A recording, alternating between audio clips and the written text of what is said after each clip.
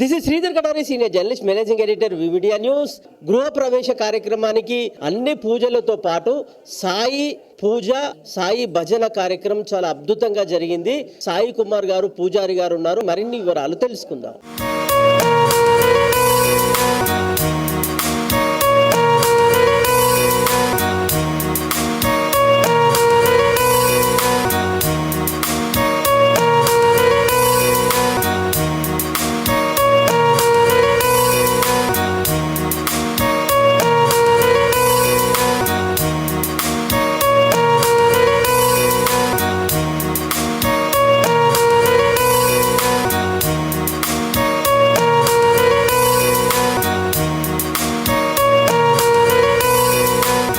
నా పేరు సాయి కుమార్ శర్మ.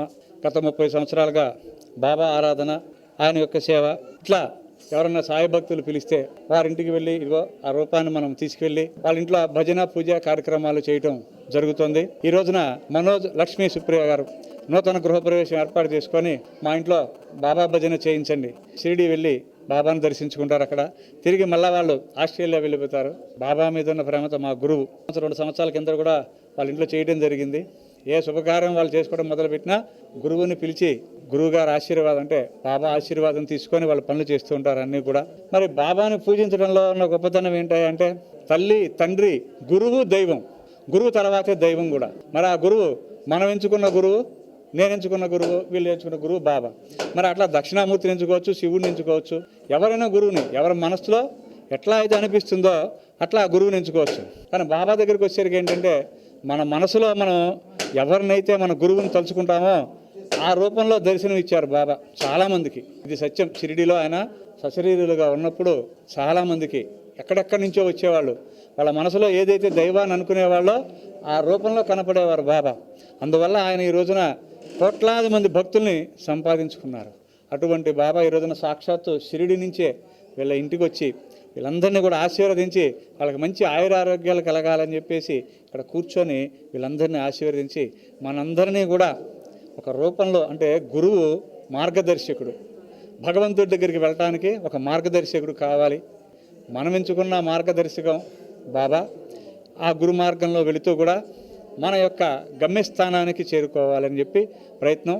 ఈ సందర్భంగా ఈవేళ చేసినటువంటి ఈ పూజ మీరందరూ కూడా చూశారు. చక్కగా అభిషేకాలు చేసుకున్నారు, పుష్పాభిషేకం చేశాం, భజన, హనుమాన్ చాలీసా, మణిదీప వర్ణన, సర్వదేవతా స్వరూపుడు సర్వదేవతా భజన చేయించుకున్నాడు ఇక్కడ కూర్చొని. అందరిది వెంకటేశ్వర స్వామి, శివుడు, అమ్మవారు ఒకటే కాదు, సర్వదేవతాసుడు, సకల దేవతా స్వరూపుడై, వేదశాస్త్రాలకు అతీతుడై, సద్గురువై జగద్గురువై, అట్లా ఆయన చక్కగా కూర్చొని అన్ని కార్యక్రమాలు చేయించుకున్నాడు.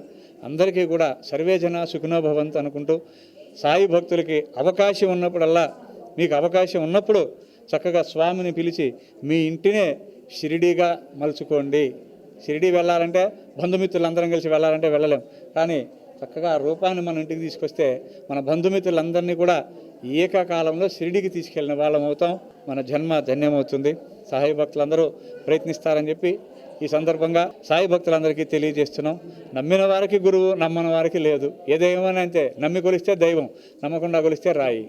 అట్లా నమ్మిన వారికి గురువు ఆశీర్వచనం.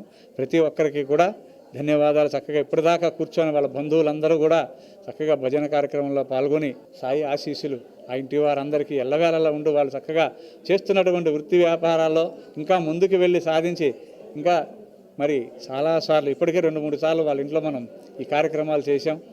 ఏ కార్యక్రమం చేసినా, కొత్త ఇల్లు ఏదైనా వాళ్ళు కొనుక్కున్నా చేసినా బాబా భజన పెట్టుకోవాలి అంటే మనుషులు అంతటి ప్రేమ గురువు మీద, వాళ్ళకి అంతటి నమ్మకం. మాకు బాబా నమస్కారం చేసుకుంటే మా కోరికల కష్టాలు నెరవేరుతాయి. ఇట్లా ఈ విధంగా వాళ్ళు ఈ కార్యక్రమం చేయడం జరిగింది. ఈ రోజున అందరికీ మరొకసారి మనోజ్కి, లక్ష్మీ సుప్రియకి, వాళ్ళందరికీ కూడా చిరంజీవులందరికీ కూడా ఆశీస్సులు, సాయినాథుని ఆశీస్సులు.